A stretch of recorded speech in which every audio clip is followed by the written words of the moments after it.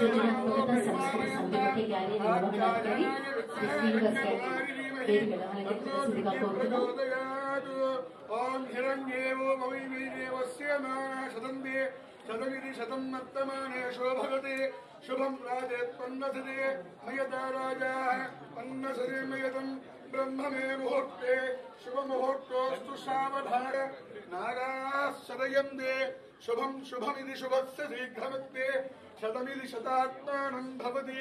ఓం యో వేదాం బ్రహ్మణో వేదానమృతేనామృతాంగురి తస్మై బ్రహ్మది బ్రహ్మజాయ కీర్తిం ప్రజాన్వతుః భాగవైదేవ వర్ధయేషు బ్రాహ్మణో why దేవతాః బ్రాహ్మణో why దయచేసి అందరూ మీ స్థానాల్లో కూర్చోవలసిందిగా కోరుతున్నాం.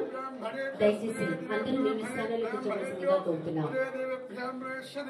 శతమిది శతాత్మానం భవతైరాయుధ్య ఐశ్వర్య ధన కనక వస్తువాహన అధికార లక్ష్మీకటాక్షేణ రాజకీయ పరంపరేణ అఖండ దిగ్విజయేతు సిద్ధ్యర్థేన నిరంతరేణ శ్రీ శ్రీ శ్రీ దుర్గా మల్లేశ్వర స్వామి దేవతాః అనుగ్రహ కరుణ కటాక్షాః సిద్ధ్యరస్తు అష్టైశ్వర్యాభివృద్ధిరస్తు. స్వస్తి భవతేన శ్రీ సకల దేవత ఇష్టదేవత గ్రామదేవత వంశదేవత అనుగ్రహాద సిద్ధిరస్తు. స్వస్తి. సుఖాశీలకండి సుఖీ భవతు.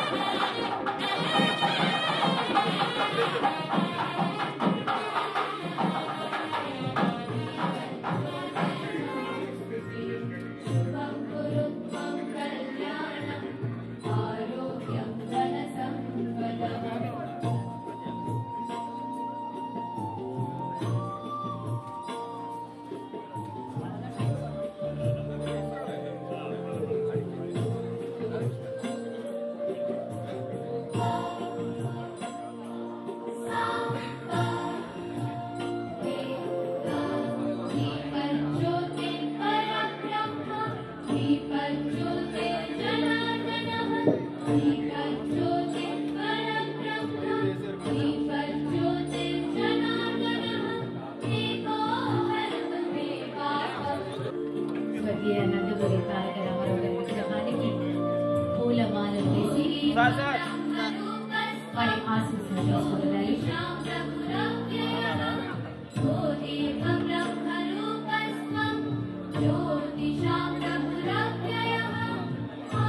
రాణించి మరి ఆ తర్వాత మరి రాష్ట్రం ఇబ్బందుల్లో ఉన్నప్పుడు మరి ఐటీ ఎంప్లాయీస్ తరఫున మరి ఒక చరిత్రాత్మకంగా హైదరాబాద్లో గవర్నర్లైన ముఖ్యమంత్రి గారు అప్పుడు జగన్మోహన్ రెడ్డి రాజమండ్రి జైల్లో పెట్టినప్పుడు మరి విజయవంతంగా మద్దతు సభ అప్పుడు యావత్ రాష్ట్రంలోనే 2 తెలుగు రాష్ట్రాల్లో కూడా చంద్రబాబు నాయుడు గారి మీద ప్రజలకున్న గౌరవం నమ్మకాన్ని ప్రస్ఫుటంగా 10 మందికి తెలియజేసిన సభ. ఆ సభ నిర్వహణతో మరి ఈ విజయంలో కూడా ఒక నమ్మకాన్ని ఏర్పరిచిన సభ నిర్వహణలో అత్యంత కీలక పాత్ర వహించిన వారిలో ప్రముఖంగా తేజస్వి ఉంది. తేజస్వికి ఈరోజు కల్చర్ అంటే ఐటీ నుంచి వచ్చి ఈ కల్చరు ఇదంతా కొత్త అయినప్పటికీ రాబోయే రోజుల్లో మంచి మంత్రి గారు ఉన్నారు. ఆయనకి కల్చర్ అంటే కళారంగం అన్న సంస్కృతి సాంప్రదాయాలన్న అత్యంత ప్రాధాన్యత ఇచ్చే వ్యక్తి ఈరోజు ఈ మంత్రిగా ఉండటం, కల్చర్ గురించి ఇప్పుడు తెలుసుకొని అద్భుతంగా తను రాణించగలదు అనే నమ్మకం అందరికీ ఉంది. ఈ కల్చర్ అనే దానికి ఇప్పుడు నాటక రంగంలో మన గుమ్మడి గోపాలకృష్ణ గారు ఉన్నారు. సో వారి నిర్దేశకత్వంలో అంటే వారు కూడా ఈ రంగంలో అనుభవజ్ఞులు కాబట్టి వీరందరి గైడెన్స్తో యాక్చువల్గా కల్చర్ అనేది చాలా ఇంపార్టెంట్ సబ్జెక్ట్. బట్ మరి ఎందుకనో ఆ కల్చర్కి ఇవ్వాల్సిన గౌరవం ఇవ్వలేదు. ఇప్పుడు రాష్ట్రంలో అసలు మన తెలుగు భాష, సంస్కృతి, సాంప్రదాయం ఇవన్నీ కూడా కల్చర్ కిందే తీసుకురావచ్చు.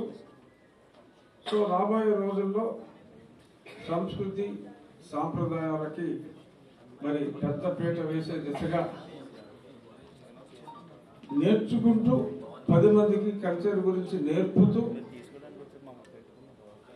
మా దుర్గేష్ గారి నిర్దేశకత్వంలో నాకు కూడా ఈ కల్చర్ అంటే కొంచెం కాదు కొంచెం ఎక్కువ మక్కువే కాబట్టి డెఫినెట్గా నేను చేయదగ్గ సూచనలన్నీ కూడా నేను కూడా తేజస్వికి అందజేస్తూ 1 సంవత్సరం పూర్తి అయినప్పటికీ కల్చర్ క్వీన్ బిరుదు నీకు రావాలి అని చెప్పి మనస్ఫూర్తిగా కోరుకుంటూ ఆల్ ద బెస్ట్ తేజస్వి. సమయాభావం వల్ల వెళ్ళిపోవాల్సి వస్తుంది. అంజదా భావించాలి. సాంస్కృతిక శాఖకు సంబంధించినటువంటి మరొక విభాగానికి చైర్మన్ గా నియమితులైనటువంటి శ్రీ గుమ్మడి గోపి తెలుగుదేశం పార్టీ విజయం వెనుక చూసినటువంటి 50 మందికి కూడా నమస్సుమాంజలి తెలియజేస్తాం. రాష్ట్రం కళలకి, సంస్కృతికి, కళా సాంస్కృతిక వైభవానికి పెట్టింది పేరు. ఎంతో ఘనమైనటువంటి చరిత్ర ఉన్నటువంటి ఆంధ్రప్రదేశ్ రాష్ట్ర కళా సాంస్కృతిక వైభవం గడిచిన 5 సంవత్సరాల కాలంలో కుంటుపడిపోయినటువంటి విషయం మనందరికీ తెలిసిందే. ఈ రాష్ట్రంలో జాతీయ స్థాయిలో పేరెన్నికైనటువంటి కళాకారులు మనకు మాత్రమే సొంతమైనటువంటి పద్యనాటకాన్ని అద్భుతంగా ఆలపించగలిగేటువంటి నటనాగ్రేశ్వరులు, కవులు, కళాకారులు ఎంతో మంది పుట్టినటువంటి ఈ ఆంధ్రదేశంలో ఇప్పుడు మళ్ళీ సాంస్కృతిక పునరుజ్జీవం చేయడానికి ఒక ప్రత్యేకమైనటువంటి కార్యక్రమాన్ని ముఖ్యమంత్రి చంద్రబాబు నాయుడు గారు, ఉప ముఖ్యమంత్రి పవన్ కళ్యాణ్ గారు చేపట్టినటువంటి నేపథ్యంలో ఇవాళ ఈ శాఖకి చాలా అద్భుతమైనటువంటి ప్రగతి ఉంటుందనేటువంటి నమ్మకం ప్రజల్లో ఉంది. అది నిలబెట్టడానికి ఇవాళ వారు ఐటీ రంగంలో చాలా నిష్ణాతులైనప్పటికీ కూడా ఏ రంగంలో ఉన్నా కూడా నాయకత్వ లక్షణాలు అనేటువంటి ప్రధానం. ఐటీ రంగంలో నాయకత్వ లక్షణాలని ప్రదర్శించి పార్టీ కష్టకాలంలో నిలబడి అందరినీ సమీకరించి తెలుగుదేశం, జనసేన, భారతీయ జనతా పార్టీల కూటమి విజయం సాధించడానికి కీలక పాత్ర పోషించినటువంటి తేజస్విని గారు ఇవాళ ఈ సాంస్కృతిక శాఖలో ముఖ్యంగా సృజనాత్మకత మరియు సాంస్కృతిక శాఖ చైర్పర్సన్ గా ఎంపిక కావడం అనేది నిజంగా అందరికీ కూడా ఉపయోగపడేటువంటి అంశంగా నేను భావిస్తున్నాను. ఆమె నేతృత్వంలో ఖచ్చితంగా ఈ క్రియేటివిటీ అనేటువంటిది ఐటీ రంగానికి అదేవిధంగా దీనికి కూడా పోలిక ఉంది. అక్కడ క్రియేటివిటీ కావాలి, ఇక్కడ క్రియేటివిటీ కావాలి. ఆ రెండింటినీ సమపాలనలో రంగరించి రాబోయే రోజుల్లో తాను తీసుకున్నటువంటి పదవికి సంపూర్ణంగా న్యాయం చేయగలుగుతారని, అదేవిధంగా రాష్ట్రంలో కనుమరుగైపోతున్నటువంటి జానపద కళారూపాలు ఏవైతే ఉన్నాయో ఆ జానపద కళారూపాలని తిరిగి మనం బతికించడానికి మనందరం కలిసి కృషి చేద్దామనేటువంటి మాటని, నాకు లభించినటువంటి అదృష్టం మరొకటి ఏంటంటే ఈ మంత్రిత్వ శాఖకు సంబంధించినటువంటి 2-3 విభాగాల్లో ఒక పక్కన తేజస్విని గారు, మరో పక్కన గుమ్మడి గోపాలకృష్ణ గారు ఉండటం అనేది నిజంగా అద్భుతమైనటువంటి అంశం. వీరందరితో కలిసి అదేవిధంగా పర్యాటక చైర్మన్ గా వచ్చినటువంటి బాలాజీ గారు అందరినీ కలుపుకుని ఈ మంత్రిత్వ శాఖని ముందుకు తీసుకెళ్ళడానికి నిరంతరం కృషి చేస్తామని, అందులో తేజస్విని గారు తప్పనిసరిగా విజయం సాధించగలుగుతారనేటువంటి మాటని మనస్ఫూర్తిగా నమ్ముతూ వారికి శుభాభినందనలు తెలియజేస్తూ ఖచ్చితంగా మనందరం కలిసి ఈ రాష్ట్రాన్ని మళ్ళీ గాడిని పెట్టడానికి ముఖ్యమంత్రి గారు చేసే ప్రయత్నానికి వారి చేతులకు బలాన్ని ఇవ్వడానికి మనం కూడా కృషి చేద్దామనేటువంటి మాటను తెలియజేసుకుంటూ సెలవు తీసుకుంటున్నాను. నమస్కారం. సంస్కృతి సమితి చైర్పర్సన్ శ్రీమతి తేజస్వి పొడపాటి గారికి శాలిమతో సత్కరిస్తున్నారు. రాష్ట్ర ఉప సభాపతి శ్రీ రఘురామకృష్ణ రెడ్డి గారు, రాష్ట్ర పర్యాటక సంస్కృతి శాఖ మంత్రులు శ్రీ మంత్రుల దుర్గేష్ గారు, ఇతర శాసనసభ్యులు, శాసనమండలి సభ్యులు.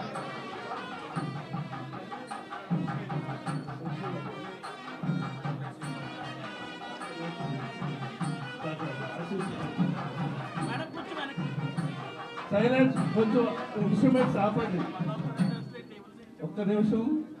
అలనాడు శ్రీకృష్ణదేవరాయలు గారికి అలసాని పెద్దన గారు యోగ సరణి శక్తి ప్రాపించి సద్గోరాజ కకుబంత గోప విలసద్గోరాజ గోలోకతాస్పారాలోకన తేజగాత్ర చలన స్వాంతాదిదంభోళి కృతారజ్ఞాన సనందనాది ముని బృందాధిక్య సామర్థ్యవాక్పూరాకారత నిద్ర చందు కరుణాంభోరాసి మింబ్రోచుతన్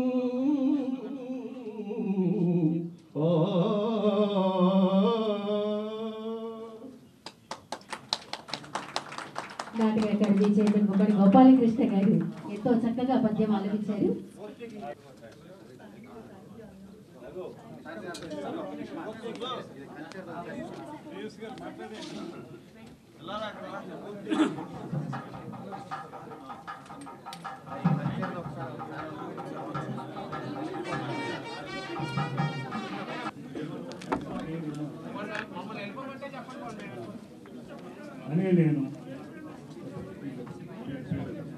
శ్రీమతి తేజస్వి పొడపాటి అనే నేను ఆంధ్రప్రదేశ్ రాష్ట్ర సృజనాత్మకత మరియు సంస్కృతి సమితి చైర్పర్సన్ గా నిజమైన విశ్వాసం విధేయత చూపుతానని ఆంధ్రప్రదేశ్ రాష్ట్ర సృజనాత్మకత మరియు సంస్కృతి సమితి యొక్క విధి విధానాలను నా కర్తవ్యాలను శ్రద్ధతో మరియు ఆంధ్రప్రదేశ్ రాష్ట్ర సృజనాత్మకత మరియు సంస్కృతి సమితి చైర్పర్సన్ గా ప్రభుత్వ ఆదేశాలకు అనుగుణంగా నా యొక్క విధులు మరియు బాధ్యతలను సక్రమంగా నిర్వహిస్తానని మనఃపూర్వకంగా ప్రమాణం చేయుచున్నాను. పదవి బాధ్యతలు స్వీకరించారు ఆంధ్రప్రదేశ్ రాష్ట్ర సృజనాత్మకత మరియు సంస్కృతి సమితి చైర్పర్సన్ శ్రీమతి తేజస్వి పొడపాటి గారికి మనపూర్వక అభినందనలు తెలియజేస్తున్నాం. రాష్ట్ర ప్రభుత్వం రాష్ట్ర సృజనాత్మకత మరియు సంస్కృతి సమితి తరపున అభినందనలు మేడం. ఇప్పుడు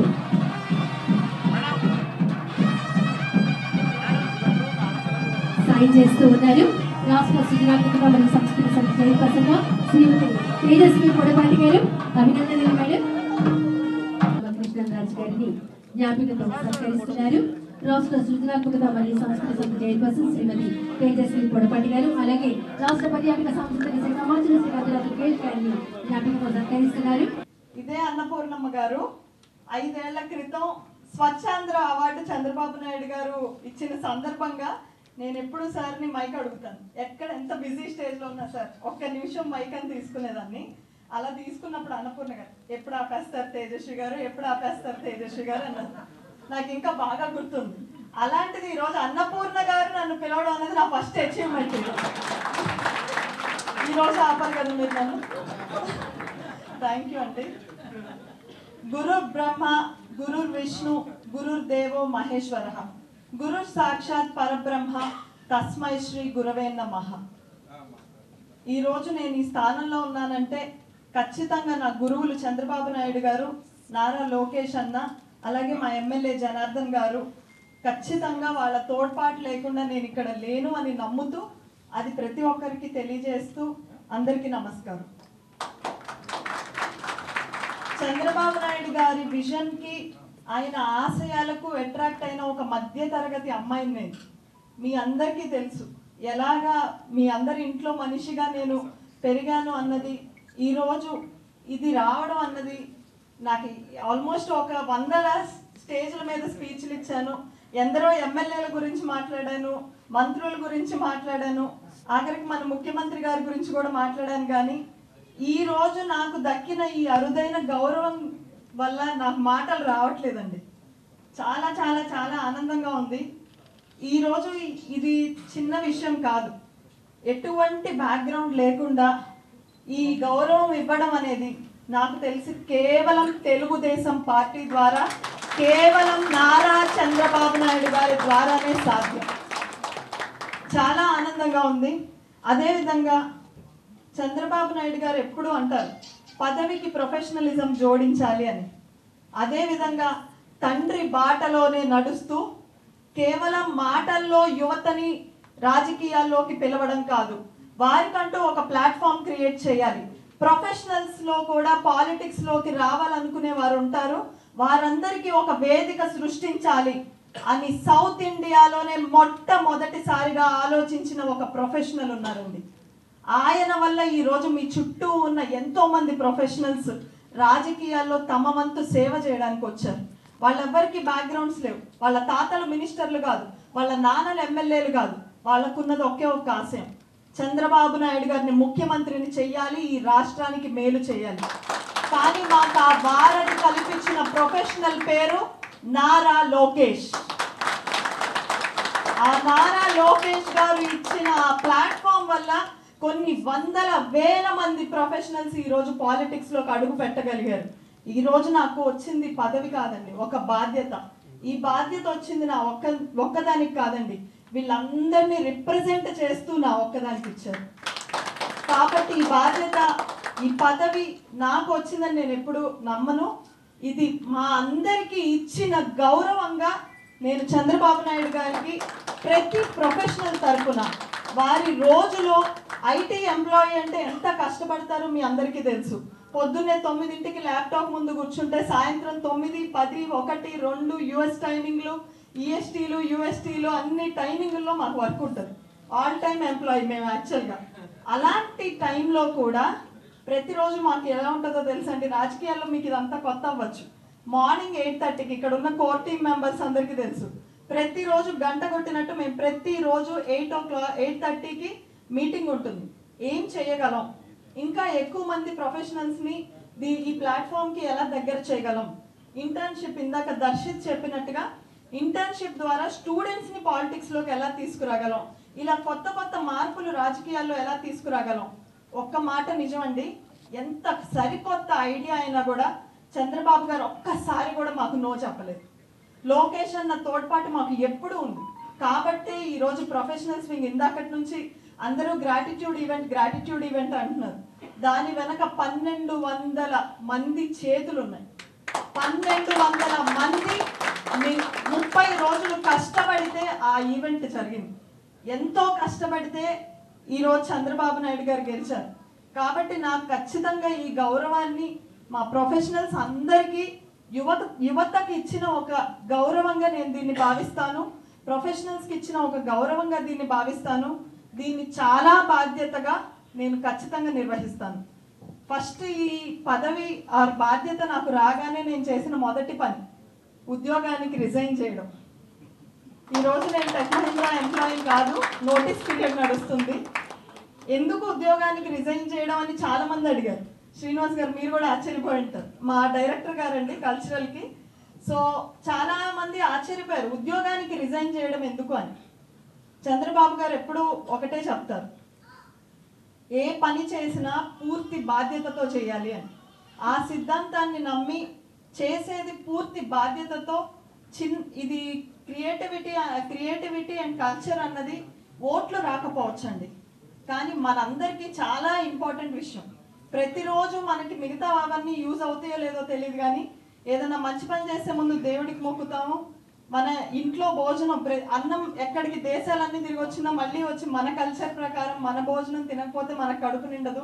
కాబట్టి కల్చర్ అనేది మనం ఖచ్చితంగా ఫాలో అవుతాం. ఈ కల్చర్ని ప్రమోట్ చేయాల్సిన అవసరం, ఈ కల్చర్ని, కళలని బ్రతికించాల్సిన అవసరం కూడా అంతే ఉంది. కాబట్టి దీన్ని నేను ఖచ్చితంగా బాధ్యతగా నిర్వర్తిస్తానని చెప్తూనే, ఇంకొక విషయం అండి, ఫస్ట్ కల్చరల్ వింగ్ రాగానే అందరూ ఫోన్ చేసి నాకు కంగ్రాచులేట్ చేస్తూనే, కల్చర్ ఇచ్చారేంటమ్మా, మనకి సంబంధించింది కాదు కదా, ఐటీ కానివ్వండి లేదంటే క్లీనింగ్కి సంబంధించింది కానివ్వండి ఇచ్చుంటే బాగుండేదని. మనందరికీ ఇన్స్పిరేషన్ నారా చంద్రబాబు నాయుడు గారు. సినిమాటోగ్రఫీ మినిస్టర్గా చేశారు. ఆయన సినిమాల్లో లేరు. మినిస్టర్గా చేసిన తర్వాత కర్షక పరిషత్ చైర్మన్గా చేశారు. కర్షక పరిషత్ చైర్మన్గా చేసి అందులో మిరాకిల్ సృష్టించారు. మాల్యాద్రి గారు నిన్నే నాకు ఆ విషయాన్ని తెలియజేశారు. ఆయన కర్షక పరిషత్ చైర్మన్గా ఉన్నప్పటికీ ఎలా మిరాకిల్ సృష్టించగలిగారో, కల్చరల్ వింగ్ ఖచ్చితంగా ఒక కళలకు సంబంధించిన వ్యక్తికి ఇవ్వచ్చు అయినప్పటికీ కూడా చంద్రబాబు గారు చాలా విజన్ ఉన్న నాయకుడు అండి. మనందరిలాగా ఆయన ఆలోచించరు. ఆయన దృష్టి చాలా దూరంగా ఉంటుంది. కల్చర్ని విభిన్నంగా మనం ప్రొజెక్ట్ చేయాల్సిన అవసరం ఉంది. దేశవ్యాప్తంగా అంతర్జాతీయ వ్యాప్తంగా మనం కల్చర్ని ప్రమోట్ చేయాల్సిన అవసరం ఉంది. అమరావతి అనేది ఒక కల్చరల్ క్యాపిటల్. దీన్ని మనం కళలని సంస్కృతిని ఖచ్చితంగా క్రియేటివ్గా మనం ప్రొజెక్ట్ చేయాల్సిన అవసరం ఉంది. దీనికి టెక్నాలజీని జోడించాల్సిన అవసరం ఉంది అని ఈరోజు ఒక ఐటీ ప్రొఫెషనల్కి ఇది ఇవ్వడం అన్నది చంద్రబాబు నాయుడు గారికి మించి ఎవరు ఆలోచించరు. కాబట్టి నేను దీన్ని చాలా అద్భుతమైన ఒక బాధ్యతగా దీన్ని నేను చేయగలిగిన దానికంటే ఒక మెట్టు ఎక్కువే చేస్తూ మా సోదరులు అందరి సహాయ సహకారాలతోటి, మీ అందరి ఐడియాస్ తోటి ఖచ్చితంగా దీన్ని ముందుకు తీసుకెళ్తానని తెలియజేస్తూ, చివరిగా ఖచ్చితంగా ఇంట్లో వాళ్ళ సపోర్ట్ లేనిది ఏది చేయలేమండి. అందులో కూడా నేను ఒక అమ్మాయిగా, అందరూ అమ్మాయి అంటే డిఫరెంట్గా చూస్తారు, కానీ మా ఇంట్లో వాళ్ళు ఎప్పుడు కూడా అమ్మాయి అబ్బాయి అన్న భేదం లేకుండా ఖచ్చితంగా ప్రతి ఒక్కళ్ళు ఏ ఆశయాన్ని అయితే అనుకుంటున్నారో, దేన్నైతే సిద్ధాంతాన్ని నమ్ముతున్నారో ముందుకు తీసుకెళ్ళాలి అని ఫస్ట్ మా ఫాదర్ ఫౌండేషన్ లే చేయడం, ఆ తర్వాత నాకు అదే విధంగా అమ్మ నాన్న, ఆ తర్వాత మా హస్బెండ్ కూడా అలాగే కోఆపరేటివ్గా రఘురాం దొరకడం, అత్తయ్య మావయ్య మీ అందరికీ కూడా. పాలిటిక్స్లో అమ్మాయిలు రావడం అంటే అంత ఈజీ కాదండి. ఇంట్లో వాళ్ళు ఎంతో సహకరిస్తేనే నేను ఏదైనా కానీ ఒక్క అడుగైనా కానీ వేయగలను. అదేవిధంగా నా ఫ్యామిలీ, ఇక్కడ ఉన్న వాళ్ళందరూ, ఫ్రెండ్స్, ప్రతి ఒక్కళ్ళు అర్థం చేసుకొని ఎవ్రీ స్టెప్లో ఈ విజయం నాది కాదండి, మీ అందరిది, ఇక్కడ ఉన్న ప్రతి ఒక్కళ్ళది. Thank you so much. ఈరోజు మీ అందరూ రావడం నాకు చాలా ఆనందంగా ఉంది. ఖచ్చితంగా మీ అందరి ఎక్స్పెక్టేషన్స్కి తగ్గట్టు నేను పని చేస్తాను, కష్టపడతాను. చంద్రబాబు గారికి మంచి పేరు తెచ్చే దాంట్లో ఒక చిన్న పాత్ర నేను కూడా ఖచ్చితంగా పోషిస్తాను. ధన్యవాదాలు. జై హింద్.